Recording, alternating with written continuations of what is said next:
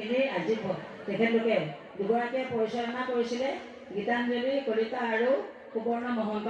তেওঁলোকে বিচাৰকৰ হতুৱাই বিভিন্ন বিচাৰকৰ হতুৱাই গ্ৰন্থবিলাক বিচাৰ কৰি প্ৰতিযোগিতাৰ ফলাফল ঘোষণা কৰিছে আৰু সেইধৰণে আজি বঁটা বিতৰণ হ'ব।